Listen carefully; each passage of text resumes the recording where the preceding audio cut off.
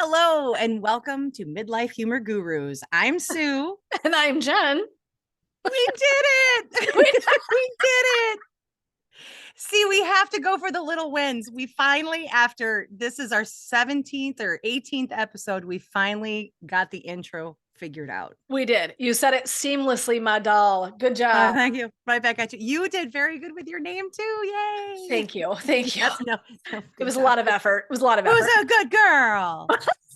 Gross. Oh, I'm a dog person. That's why I said that. Yeah, I know what you meant. How it sounded though out the gate was a little.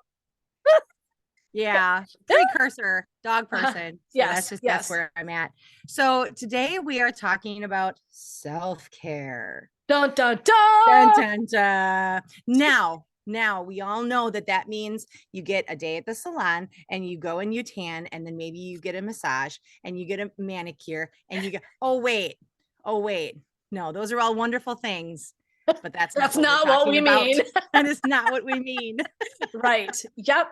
Yes. Why do you, Sue, let me ask you a question. Like just out the gate, why do you think, like, I love that we were introing with like, that's not what we're going to get at. What do you think it is about for us that's where our brains go? Why do you think it is that we think in this really itsy bitsy window very often as women when we hear self-care? Because it's like actually a really huge thing. And I think that, like, take a bath, take a walk, go for a massage. Like, what do you think it is that's where we tend to go? A lady should never be selfish. Okay. I mean, no, why would you think of yourself? You must think of your children. Yeah. You must think of your spouse. You must think of your ailing parents. You must take care of everybody else first. Yeah. So, but that's not true. The fact is, and we've talked about this before, if your cup isn't full, you can't pour it out to anyone else. Exactly. So I think the reason, and in all seriousness, I think the reason that we feel like we need to add that caveat is because that's kind of where, for me personally, this is just me talking for me, it has come down to those actual brass tacks before of, well, stop being selfish. Don't be selfish. You shouldn't do that because you have all these other obligations that you have to take care of. And it's been drilled into us that anytime we do anything for ourselves, or if we etch out time, and then in essence, we're setting those boundaries. And if anyone else comes to us and says, can you ABC? And it's during that time and we say no, then we're letting someone down. We have that etched into us that is not okay. And we should avoid that. Right. Yep. Yeah, I think that's so true. I think you're right that I think it can feel like a sense of selfishness to set time aside, energy aside. And energy is a really important one that we take for granted. We're going to talk about this so abundantly. In midlife, I think two of our greatest resources are time and energy. And so I think to be mindful and thoughtful and really respect yourself around those two things is actually really essential to well-being, period. Yes. And we don't talk about it that way in our culture. It's not that anyone's being a jerk or whatever. I don't know that we quite have that language down yet of like, oh, this is important. Energy is a thing. But I do love where you're going with that I think there's a piece of it that women feel selfish. And so I can eke out, for example, a girl's day. I could eke out a shopping day. I could eke out a massage maybe. Maybe I could eke out a thing here and there. And then that feels like where we kind of tap out. And I think the irony is that self-care is so much bigger than that. It's so much more, we want it to be much more steady than that, consistent than that. And we want to understand that, and I just talked about this today in my live, which is, if you imagine, if you're listening, that you have a relationship with yourself.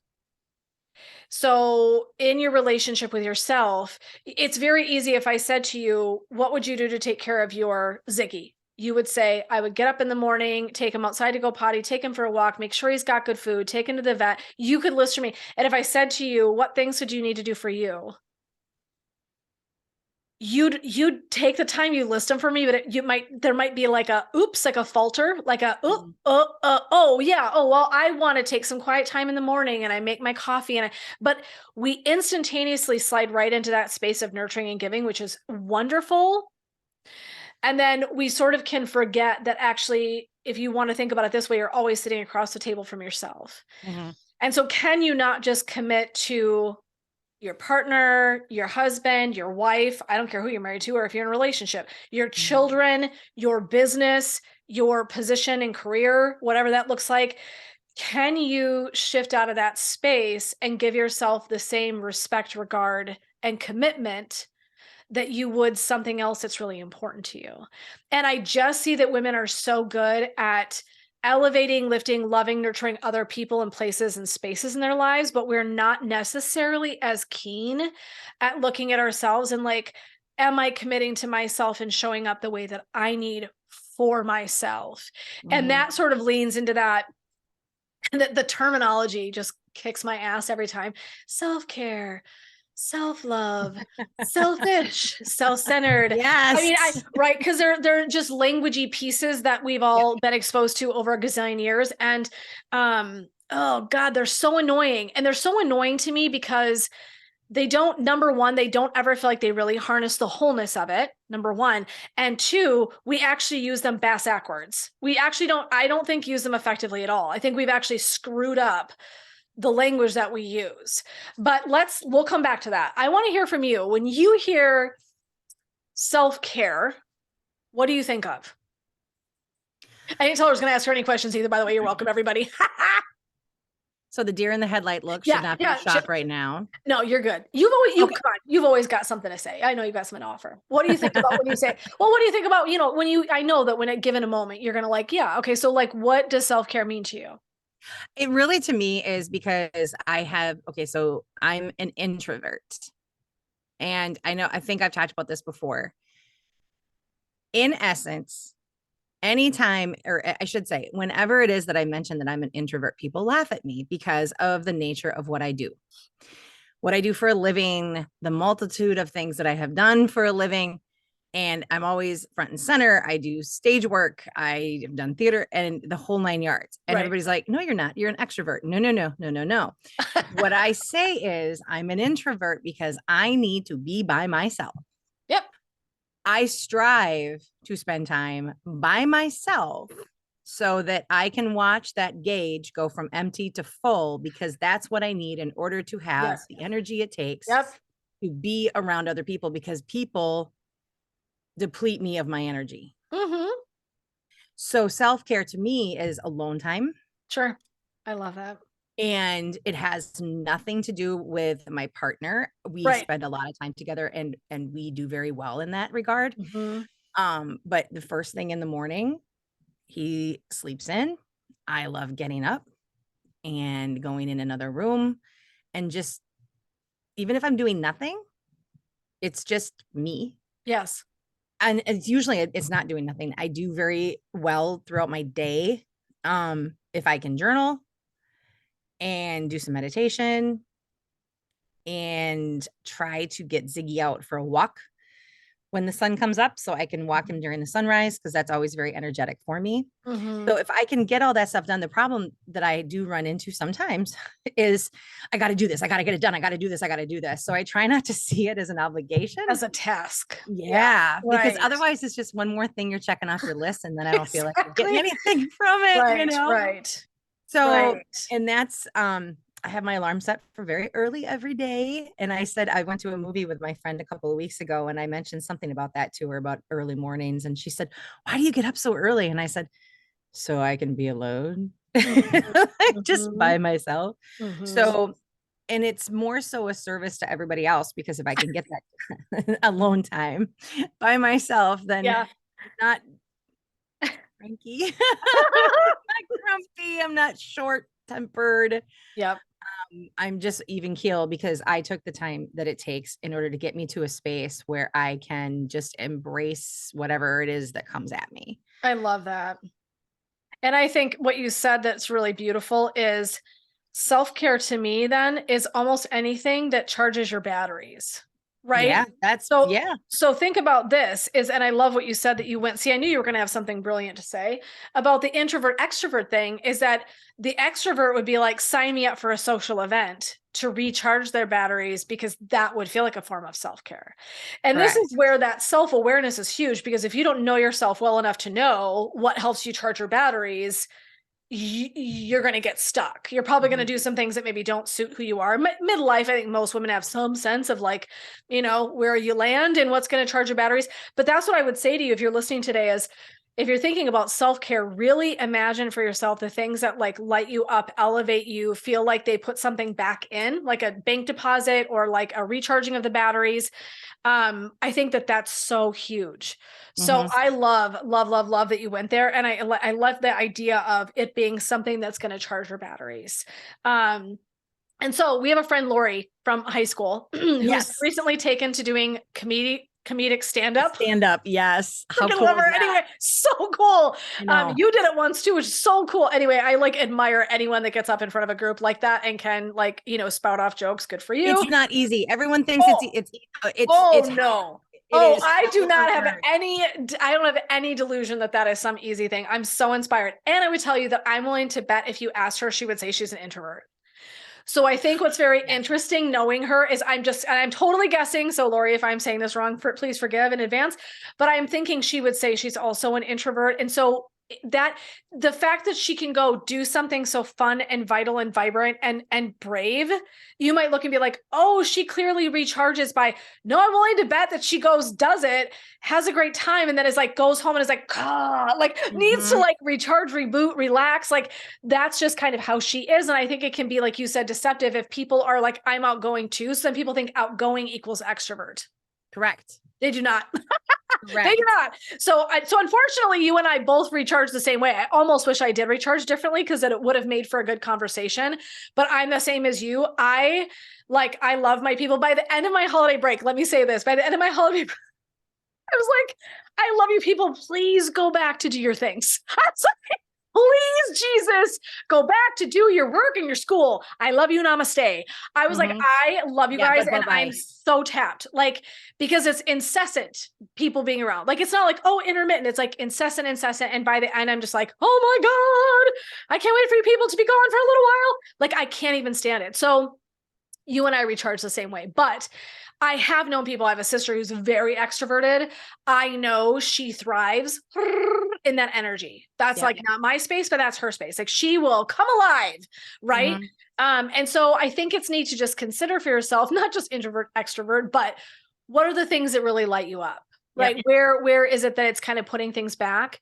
And I loved your honesty about sometimes we can do those things and then they start to feel like they're boxes that we got to check though, right? We also don't want them to turn into, now I have to. These are have tos. We don't really want Right. to turn into that if we can help it.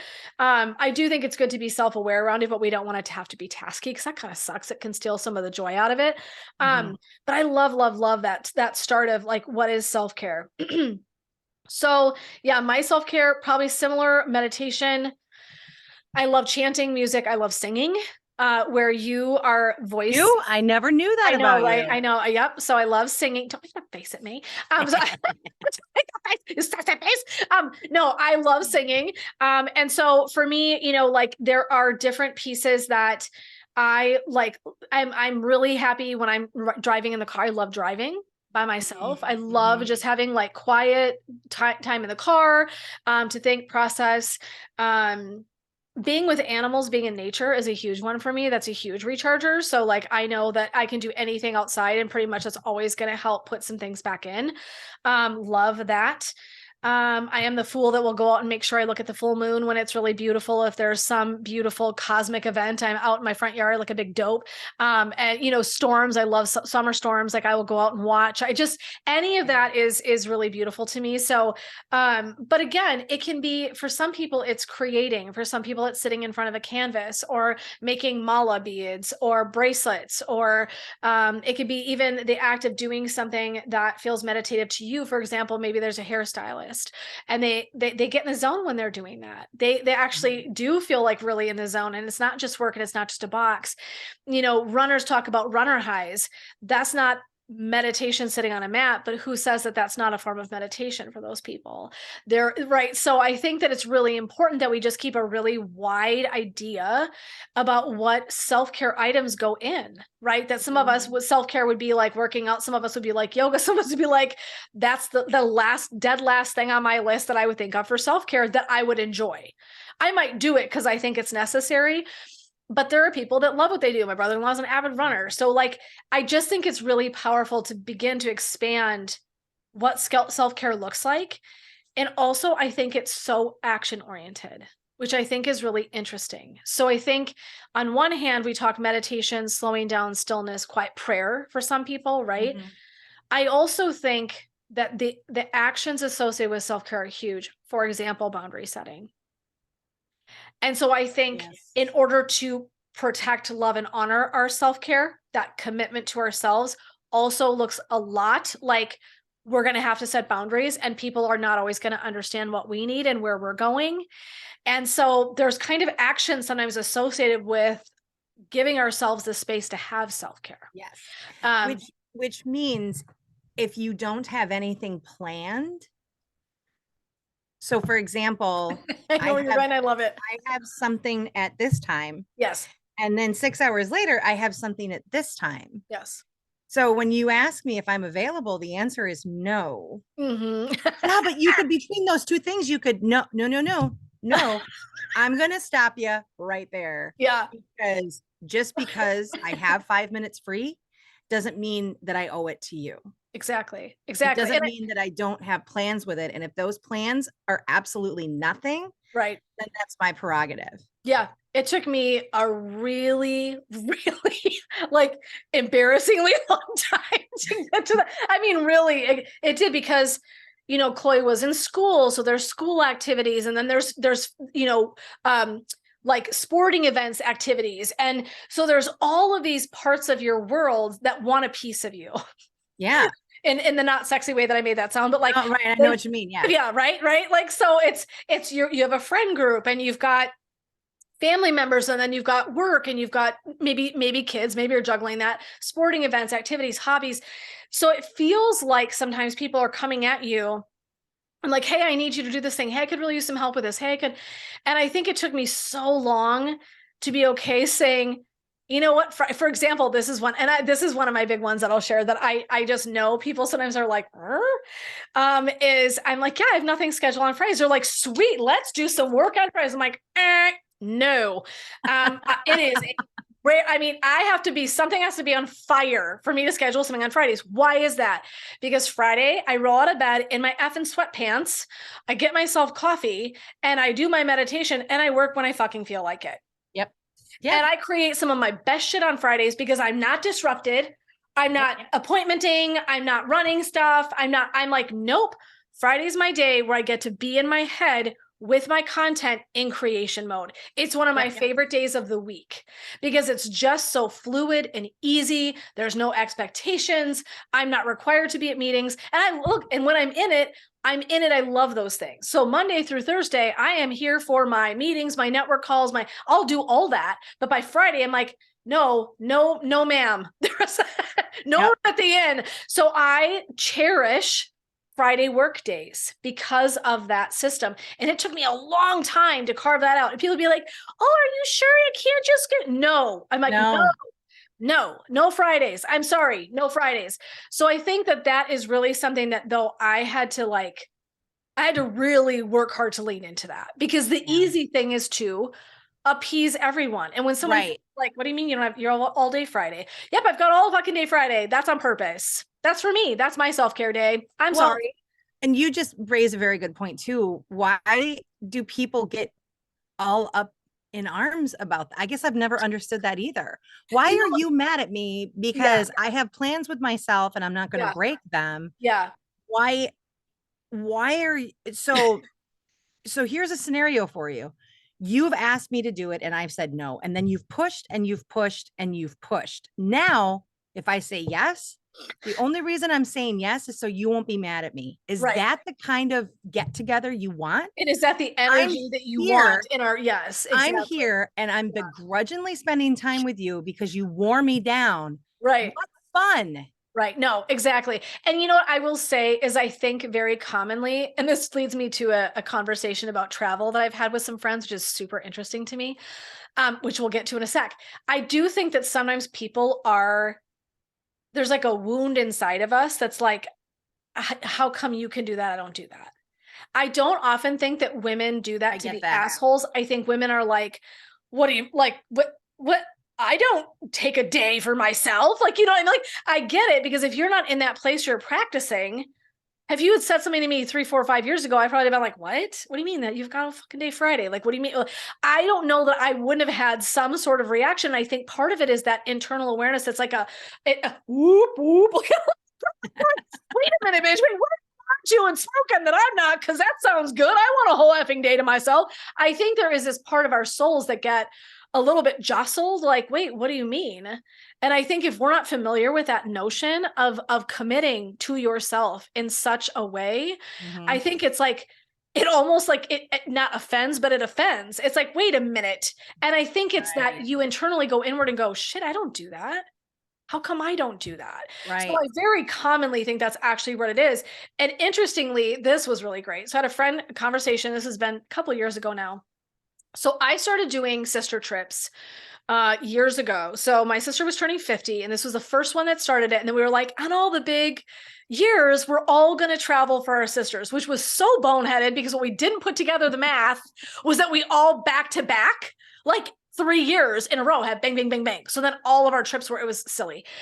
We weren't thinking, but it was awesome. So we start with my sister, and it was the best. And let me tell you something. It was one of the first women's trip I took that was like pure joy. We go on this cruise, we do Disney World, we do all these fun things. Mhm. And it was so delightful. I wasn't worried about my husband. I wasn't worried about my kid. I couldn't worry Mhm. about my job, my house. I was not anywhere by any of the things that tend to distract me, keep me busy. You know what I mean? Like the focus could just be Yeah. on what I was experiencing Yeah. and my family and enjoying this time. And I was like, where has this been my whole life? I think it was the first time I really woke up to like, wow, this is such a huge blessing to go see new things, be in new places, expand my soul. Loved it. And now I wouldn't do without it. So it's really funny when I can. And it's not like I make it sound like a jet set from, my Minnesota to Paris every other week. I don't. But when I can, Well, you should, darling. It's really lovely this I time of year. really should. That sounds so lovely, I darling. have a chateau there. I want to have Okay. some croissants. That's the only word that I could think of that sounded really good in Frenchy, except for French fries, which does not sound sexy. So Speak for it was a wake yourself, up. honey. Thank you. But it was a wake up call. So I'm talking to a friend years later after we've done several trips. We've been to Vegas, we've been to California, we've been to Bahamas, we've been whatever. And I'm talking to my friend and I go, oh, it'd be really fun to go somewhere one time. And I forget, I'm not even going to give the details because it doesn't matter. And she was like, oh, like without your husband? Yes, yes, yeah, full on hard stop abs. So freaking lutely. Yeah, yeah. Oh, and and you went without your kids. Yep, I did. Oh, Uh-huh. I could never do that. She said, I could never do that. And I didn't because I didn't want to offend because like you do you. That's your whatever. I get it. You respect your whatever. I would have asked her, why not? I actually wish I had said to her, what makes you feel like Mhm. it would be bad for you to take time, money, resources, and go and spend it for yourself? Right. That was almost, I could see in her face. And it was like one of those, I felt like the dirty bird. I felt like I was like, ooh, okay. Like I'm a selfish asshole that I'm going in. And I'm like, but I know I'm not because I know how good I feel when I come home. Right. When I go do this, I come home, I'm more present, loving, excited to be here, recharged, rejuvenated. That's why I go do it. And so, yes, it's a blast. Yes. And it's great memories and it's all that. It's so important. But it was really an interesting space of being with a woman that was like, I could never do that. And I was like, huh, now I do it with regularity Yeah. because it is so good for me. I come back totally different than before I left in some way, shape, or form. Mhm. So I think it's things like that again, where I had that completely, whether she meant to be judgmental, but there was definitely like oh, like she was just like, And I thought, "Oh, okay, this is your energy coming at me." And I there's nothing wrong with what I'm doing. But I had to sit a minute because she was so strongly opinionated about it that even I felt like, "Oh, maybe I shouldn't talk about this." And what the of course I should. This is so good. Everyone I've ever spoken to that's gone on travel like this is so glad they did it every single time. Right. And you can love that and not love your kids and your partner and your home and your job and you can still love everything at one time, right? Life is not either or I was just going to always. say, it doesn't have to be either or. No, Yeah. no, but it's so interesting the dynamic that plays out when you start talking to people about it. They're like, there's really strong opinions. I know women that travel 10 times more than I do, and Mhm. they don't bat an eye. They're like, oh yeah, I'm going to Paris with friends, one of my coaching clients. I was like, Jesus, like that's amazing. Like they just jet set. They literally do. And that brings them so much joy. Like power to you. And they don't think about it. And I'm so grateful they're surrounded in community that just holds space for that. It's like, that's awesome. Good for you. Right. There isn't this whole pressured, and again, I think when we bump into that, what it is internally we're going, should I be doing that? But how come she doesn't and I don't do it? Is there something about that that's something? There's this whole, I think there's an internal dialogue we're having. And I think that's where that judgment comes from. And conditioning, because maybe you've been told, like, oh, good moms don't blank, blank, blank. Good moms don't travel. Says who? My Right. kid's used to it. My kid, she used to, oh, she was a kid. She hated when we traveled without her. You guys get to go on it. Yes, we do. Because guess what? We make the money. And Who ass is going to be here with grandparents? I love you, we best make fiance. decisions. Yeah. Exactly. Right. So like Chloe has grown up watching me go and do some of these things. I'm so glad because I would want her to feel like that was something important for her to go do and enjoy. And Right. for somebody else, that might not be your shtick. If you're like listening, you're like, I would rather die than travel, then by all means, like, but listen for the point, which is each of us does this differently. It's okay if you're a homebody and you never want to get on an airplane and go anywhere. Praise Jesus. Good for you. That's Mhm. fine. But if something really calls to you that you want to do it and it does recharge you, by all means, when you can, lean into that. Yeah. And know that maybe everybody does not have to get it. Everybody does not have to get it. I'm not traveling because my one friend didn't get it. I'm like, I mean, bless you. I mean, whatever you got to do, power to you. That's Mhm. fine. I'm not going to not travel because you don't get it. That's totally fine. So I think it's also really giving yourself permission to stand on your own. That's commitment. So this is that word where I circle back. I'm going to commit to doing shit even when nobody else gets why. Yeah. Right? Do you feel like you've committed to things in your life even when nobody gets it because you knew what? How about where? Where have you committed? Because I know you have. Where have you committed in your life that you're like, I'm pretty sure nobody gets the hell I'm doing here, but I'm here for it and I'm going to do it because I know it is a form of loving myself.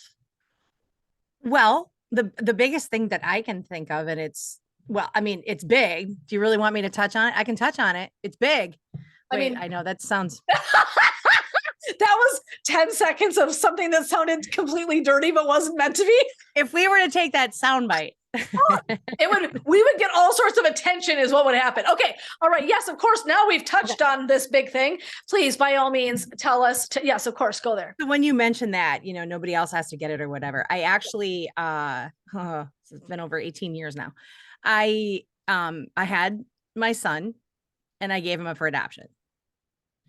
There was no way around it Yes. where like I went through all these scenarios because I had 9 months to think about it. And there was no way around it where he could have with me everything that he could have with two parents in the same home. Like, obviously, I know that the possibility of the people that I place him with, of course, could have gone through a divorce and then it would have been a single parent thing. And I understand that. And Sure. obviously, I could have done it and it could have been whatever. But this was the decision that I made. And I got it. Talk about not having people, the right people in your squad. Everybody was like, I can't believe you're doing this. How can you do this? I don't understand how you can do this. How can you even do this? This doesn't make any sense. How I could never do that with my kids. I could, whatever. And I'm like, well, thanks for the support. First of all, second of all, you've been married for 20 years, but hey, more power to you. I mean, I was in a situation where I was alone anyway. Got it. Yes. And Yeah. then I had people, well, I just don't get one. I was told by another friend that one friend didn't come and visit me in the hospital because I just don't get it. She said, I just don't get it. I just don't get it. I don't understand what she's doing. I don't get it. Same with my brother, one of my brothers, same way. He's just like, well, it doesn't make any sense. I don't get it. It, it, it was more, I mean, that wasn't so much, I know you were talking about self-love, but this to me is kind of the same thing. Like it was 100% out of love, and it was 100% out of what is best for him. And so that's where, that's a big picture, but looking at everything on a smaller scale, I would, if I had to go back and do all over again, I would do everything exactly the same way I did it, because it's open. Yeah. So I mean, I just saw him for his birthday. Like, Right. we know each other, we're friends, we're buddies, we're pals, we text, we talk, we exchange, we've known each other his entire life. I would do it again. If that is what was presented before me, I would make the same decisions, Absolutely. even though nobody else got it. Oh, well, you don't get it? Okay, well, I guess I'll keep him then. Exactly. Exactly. You don't get it. So I guess I'll change my mind about something that's life alteringly huge. Like, and I yeah. think that it's like you said, though, there is a place of wound. Not, I don't even know if woundedness is the right word, but and we all have different, right? We all have different lives. It's not just that there's A, B, and C category. Mhm. There's how many billions of people in the world? Right. That's how many different billions of ways there are to do things. Absolutely. Absolutely. Well said. Yeah. And I think you're right that it doesn't have to be wounded, but I think what can happen. I know what you're saying, No, no, but no, no, no. But I like what you said because you're right. And I think it's good to circle back to this point because it isn't always that it's wounded. Sometimes it's a wounded part of us that hears it and goes, right? Also, it can be we're so value laden that when we get very black and white attached to our way, we can miss the forest of the trees. So I think sometimes also what happens is that people are like, we can get a little, I mean, I'm going to use this word righteous sure. about the way that we see the world, about the way that we see parenting, or I got all sorts of comments about having an only child. Oh God, Oh, yeah. literally, I had a woman say to me one time, "Oh my God, you're not going to have another one. Your child will be so lonely." No pressure. I was like, What a horrible blanket statement. and she had no idea what I went through. And having Chloe, that I almost died. It's none of her fucking business, but it was none of Right. her business to put that judgment on me. But when we come from a space, and this is where I think I think it's so important to consider when we're in these positions with other people and women, is you don't have to get someone else's story to just have compassion that that was where they were for their value set, to Right. understand that whenever someone's making a decision, they're making a decision from their value foundation, and it might be different than yours. It doesn't make it wrong, it just means it's different. And so there's something about, and I learned this from being a psychotherapist for a gazillion effing years, which is if we slow down to actually listen to someone, if someone sat across from you and said to you, Sue, tell me about why you're going to give up your son, and you had time to really talk with someone and they were receiving and really listening. I remember when you told me this story, I was like, I can completely see why that was the choice that you made. Mm-hmm. I didn't go, oh my God, what the fuck is wrong with you? That's not, first of all, no one needs that, ladies. No one needs Right. that. Second of all, when I could slow down and listen to what you were saying, when we can really try to understand one another from somebody else's perspective, not our own, that's like having empathy. Empathy is standing in someone else's shoes. Right. It's not just about, oh my God, I would do this. That's nice. Pat you on the back. That's nice. And can you actually perceive what it might be like to be in someone else's shoes? And so I just think, and I think the better we get at this, and this is my perspective, this is my opinion, in my opinion, as I've aged and as I've grown into spaces where I've let go of some of that. And because trust me, when I tell you, I could be the most righteous person. When I was 20 and 30, righteous bitch. I mean, I seriously think I thought I knew everything. I think I thought everything nailed down. And the longer that I treated people and the longer that I aged and progressed and evolved and had different situations come up, the more compassion I had for the shit that goes down. And to me, there is no comparing your capacity to sit with someone else and understand their perspective and taking yourself kind of out of it. That you don't have to, and here's the bottom line, and I know this is hard, you do not have to understand another person's decision ever in this entire lifetime. Yep. Ever. You Yep. never, never, never have to understand another person's perspective and where they've been, what the decisions are that they made. That is, you're getting out of your own lane. This is what I would say right now. Yeah. That pull to judge, criticize, give feedback. Oh, you're going to have an only child and da, da, da. Don't, you're coming into my lane. Stay in your lane. Right. You can listen to mine, not get it. And you don't, here's the brilliant thing. You don't actually have to make any decisions about my lane. It's my lane. You make decisions in your lane. So let me have mine and respectfully, like you would on the road, stay in your lane, give me a wave and keep on trucking on. You don't need to be in my lane with me. Right. And I think that's boundaried. I think it's empathy. I think it's compassion. And I think it's honestly stepping outside of yourself so that you don't just look through your goggles. Right. Your lens is very important. It's how you got here. It's all your experiences and your stories and all that shit. I get it. I get it. I get it. I love it. Talked about it all the time in therapy with people. And you need to remember that you've got lenses on. Your lenses are only your one narrow window of story time and line, right? That's just one little itsy bitsy infinitesimal piece of the grain of sand of the entire world.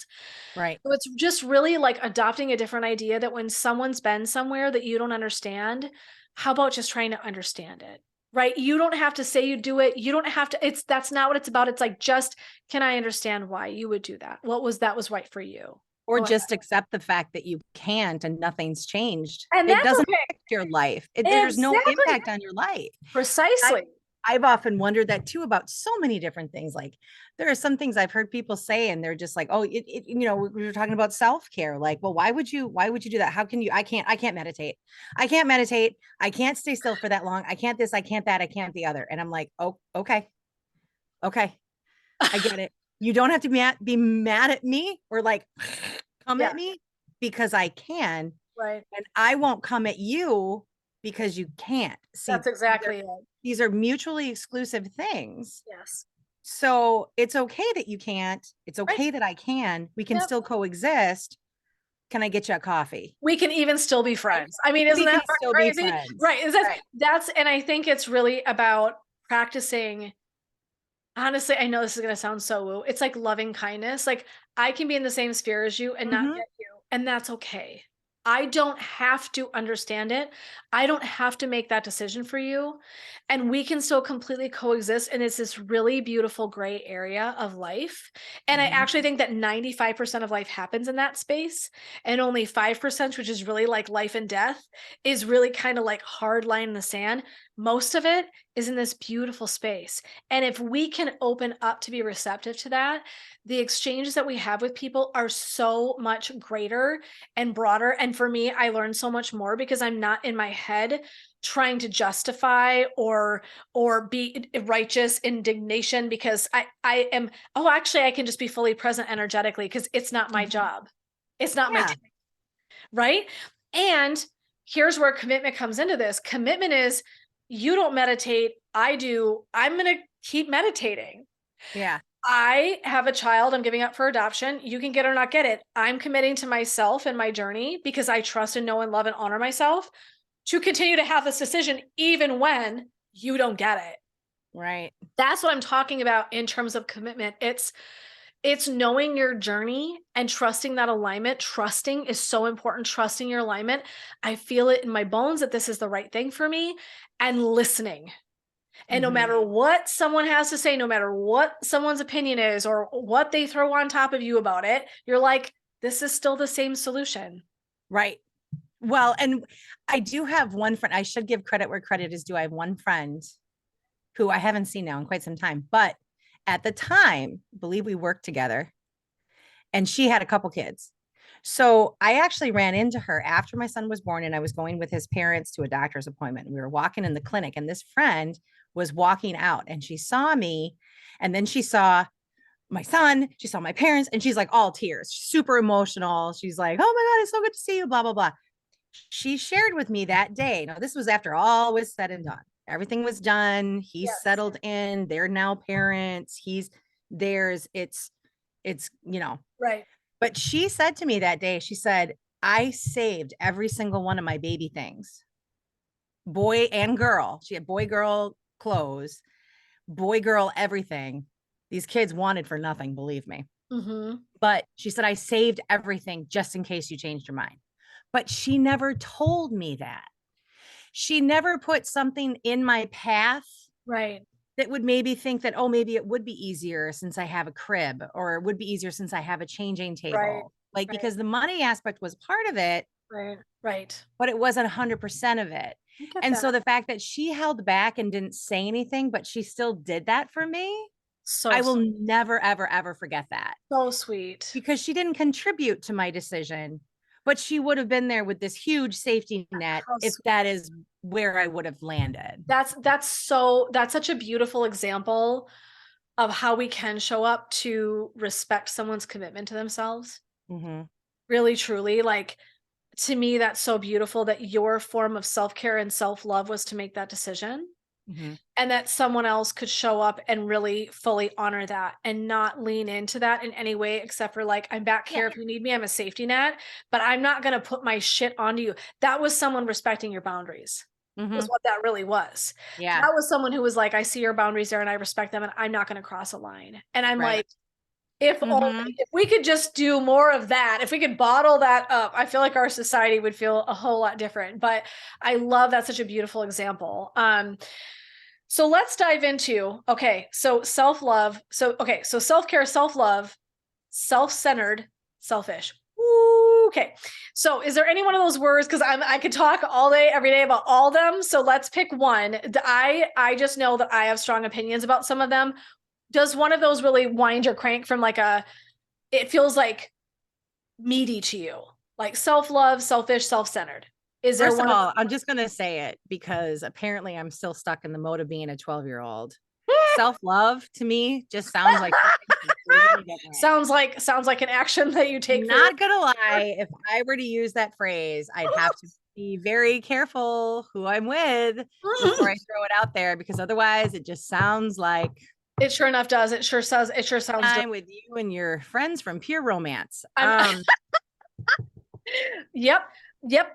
But I think So, that but self-care and self-love are honestly probably pretty damn, I mean, I think they're pretty yeah, connected actually, but yeah. I So I think that, you know, I will say this thought just popped into my head because I do know somebody who takes the whole idea of self-care to a whole new level, to like, oh, how do I say this? It does turn selfish in that when I have a friend who, when this friend's child was small, it was a constant, she was constantly seeking other people to take care of her child mhm. for Mhm. hours on end daily. Mhm. And not, I mean, and not in a, I have things to do. It's a, I need this time to myself. So can you please take him? Right. I need to be away from him. So can you take him, sort of Yep. thing. Right. To a certain degree, there's nothing wrong with that, but to a certain degree, because then it turned selfish because it was relying on everybody else so that you could be alone, Right.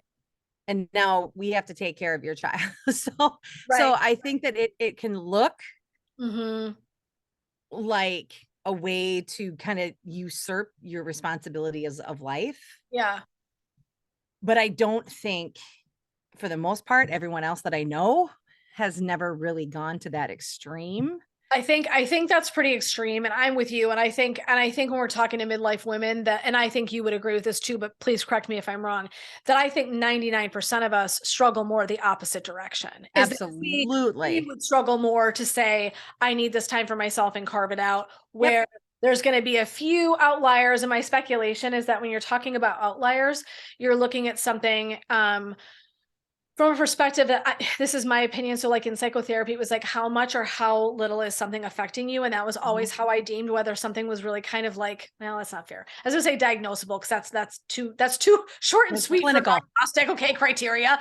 What I would say though is, if someone came in and said, "I have anxiety," how much or how little is that affecting your life? And if you said to me, "It's daily," we got to talk. If it's Yeah. random, then that's, if someone needs so much time and attention to take care of something that really they agree to do in this lifetime, then that's like we probably want Right. to take a look at how come you feel like you need this much something, right? Does that make sense? So I It just want to like does. circle back that those outliers probably are for sure out there. I think those are a Very, very very rare. small Yep. pie wedge of the pie, if you get my drift. Yep. I get what you're saying, and I think that you're right. That I think sometimes anything we do can turn on its head. Anything, let's be honest. Um, I would say dropping into self-love for a second, and we're gonna actually skip over it because I'm with you. It's first of all, it can sound sort of dirty, which just kind of cracks me up. But also, I do think that it's important because it's about the relationship you have with yourself. So I Yes. actually think self-care, self-love kind of like mirror one another. And what I don't like is I think self-love has gotten so kitschy. I Hmm. think in our culture we sort of wear things out, right? So it's like one of those like, oh, self-love. What the hell does that mean? I mean, what the hell does that? I would rather brass Right. tacks. It means I have boundaries. It means I know how to recharge my battery when I'm feeling low. It means, right, I commit to things for myself. Let's talk about the actions, not just this big nebulous subject, because what happens then is it stays nebulous. Hmm. And I think people then are like, I don't even know what that really means. It means to like myself. Okay, well, I think I'm pretty okay. I Yeah. mean, Right. that's a really small window of awareness and knowledge and growth and process. So to me, it's like we're missing the forest for the trees kind of thing. So I think it's Yes. why self-love, it isn't that it's bad, it's or wrong. It's the terminology gets lost in the skerfuffle. Like, Right. I don't know what the hell that means. Lay it out for me. I'm just much more about it. What were you gonna say, honey? Well, and I think too that it's turned so kitschy that it's become commercial. Right. So Right. now you're Exactly. hearing, oh, pamper yourself with the blah blah blah. Okay, a vacation, a sands vacation or a sandals vacation, that's great, Yeah. but it's not sustainable on the daily. Right, But exactly, that's where, you exactly. see the big Yeah, picture thrown right, at you in advertising or right. in pop culture, and that's not, if it's something that you can do every day or, a couple of times a week that is not encroaching on anyone else's lane, Yeah, right, right? right. Um and it's something that fills your cup. Yeah, absolutely. Exactly, exactly. So, I mean, I think that for me, that's where self-love lands. I'm not saying it's bad. I'm not saying it's wrong. If that's your, oh, look at, I'm a Mhm. yogi. Okay. I can get down with it. I'm a spiritual person. I can get down with it. But what I'm Yeah, just saying is, I think we want to be really honest and frank about what we hear, what we're exposed to, because I think there's just so many things that get thrown at us and then it just gets lost. And right. that's to me, it's like, let's take the lostness out of this and let's like start to really define what the hell these things mean. So for me, I'm going to say this. Two of the words in the English language for women that literally piss me off like no one's business. Oh my God. Seriously? Selfish and self-centered. Do these things exist in the terminology that they've been created? Absolutely. Okay. I'm not going to say. Here's the irony. First of all, it is my firm opinion. This has been my opinion for about a gazillion years that self centered actually should be our goal. The irony is that we make it sound so nasty in our culture. And actually, if you're self centered, you're fucking winning at life. Meaning, you know that everything great in the world starts with you. So the more that you are centered for yourself and your Mm. wellness and your care and honor and commitment, the more every single thing that's beautiful goes out to other people. And we have such a culture that we've been conditioned that it's like do, give, give, give, give, give. Then we're depleted, then we're stressed and we're exhausted, and we're resentful, we hate everyone, we don't want to do anything. We're like, just fuck this noise, and we just back away because we can't do, we throw our hands in the air. That's self-centered is literally what we all should be striving for. Just meaning it is okay to start with you and what you need to make sure that that cup is full enough to share it with everybody else. And when you do that, and I have practiced this, still a work in progress, when I do this, the giving is so glorious. Mhm. It amplifies the giving because I'm not giving it going, I guess if I have to. It's like you said, energetically, if I'm doing shit, if I say yes, but I mean no, and I show up to do your event and I'm like, Yeah. I fucking don't want to be here. If I'm here and I really don't, you feel that. People feel that you don't actually want to be there helping. Why are Yes. you there? That's so inauthentic. It's so like, I'd rather you say no, even if in the moment I have butthurt feelings. I'd rather you say no and not show Right. up and be there and be like pissy or Yeah. short or irritable or disconnected and on your phone the whole time. Just say no, right? I mean, like, right? So this is what I mean by self-centered just means focusing on what feels most in alignment for yourself. It isn't about taking from somebody else. Hmm. And I think we think self-centered, we're like, oh, it's encroaching on everybody else and it's hurting everyone. No, it's not. If we really renamed this and called it something different, self-centered would be the name of the game for me. And that's my biggest one. Selfish is dicey because I think selfish has different connotations, and I could speak to that in a second. What do you think about this self-centered idea? I mean, I want to throw it out I there. This is my passion. I'm like, what do you think though? I had never heard it presented that way. And I guess to me, self-centered, then there must be another word that I'm thinking of in the negative connotation, because you're right. I completely agree Yes. that self-centered is not in and of itself a bad thing, It's not. but there's still a stigma. There is, but this is our job. And if we're for women about women, Right. this is the area where we would get fucked. Women So, are the ones that are going to right. think about this and go, it's self-centered of me to take a vacation. It's self-centered of me to quit a job where I'm making good money to do something that I have a dream about. We would say, I'm being self-centered to make those decisions for myself. See, and when I hear self-centered, I think I'm out with a group of people, and there's one person Mm-hmm. who's always she's the one that is scheduling all of these gatherings for us to get Mm-hmm. together. We're going to go out to dinner, we're Mm-hmm. going to have a few drinks, we're going to whatever, and we're all going to catch up. Mm-hmm. And then it turns into the her show. Mm-hmm. Mm-hmm. And no one else can get a word in edgewise. Right. To me, that's where the self-centeredness comes in, but Yeah. maybe there's a different word for that that separates it from what you were talking about. No, I totally get it. And I think, and I want to say this, I'm not negating, right? If you're going to listen to this and you'll be like, okay, Pollyanna, but Well, like, and we don't have to get mired down in the semantics either. no, I'm no, but fascinated because you raise a very good point. I get it. And I get where you're going. And I don't want to ignore that. So what I would say is this, to me, there's something different when I think of someone self-centered whose actions are about them for them all the time. I see that more as arrogance. I Okay, see it that's as what I was lacking wondering. self-awareness. I see it as Yep. haughty. I see it as the language that I would use, Very I draining. think is more descriptive about the person's actual action. Self-centered is very vague. And I get what you're saying from that lens of like, oh, it becomes this one person show. And I'm not saying that can't happen. I have a whole set of language that I would use to describe someone outside of self-centered that I actually think is so much more descriptive. So to Fair. me, when someone's doing that, it's narcissistic. Are you being narcissistic? Are you being Right. egoic? Are you being haughty or arrogant? Are you right? That's what I start to go, oh, and then when you say it, I go, oh, you say self-centered, and I kind of go, okay, I kind of think, but do I really know what the hell that means? I don't know, because you and I described it differently. Look at that. That's a Yeah. great case in point. And so that's how easily using language, and this, I'm a language nerd. So I know some of you have been listening long enough, hear my language nerdiness. Mhm. Because it really matters. It really matters the words that we use. It matters the quality and the definition that we're thinking of, and it's so hefty. And so to me, this is where I get like, women are the ones that are going to be like, self-centered is a bad shitty thing.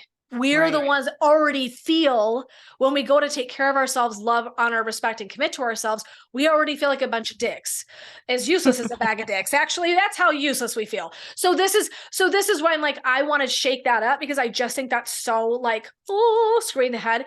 Selfish, I get. I'm not, and we just won't even spend time pursuing that today, because I know we've already spoken quite a bit about this, but I do think, I think selfish can be a word that aptly describes some things. Sometimes I also think it can be overused. And I think that we Mhm. can, and here's why, because I think it depends on our goggles and our lenses. And so my goggles and lenses might perceive something selfish that is just about my story and my Mhm. value set. And somebody else would have a completely different take on that, Sure. because somebody else might be on the other side of that thinking they're doing self-care and committing themselves. So this is where we can kind of get like, I get it, like it's semantics and I don't want to play that game for anybody, but I do just think it's very interesting that I think very often the words we're using are actually judgments. They're actually judgments. Hmm. And we're judging somebody else's experience. We're judging even sometimes ourselves and our own experience Mhm. So that's actually the space where it ends up coming from, which is kind of Icky. yeah, it's icky. And so I think that's a way. Do you like my face? What was that? Just make that face again. No, stop it. It's an awful face. It's an awful face. Those of you who do the podcast, you're welcome. You don't have to see it. But I really do think it's one of those things we can check for ourselves.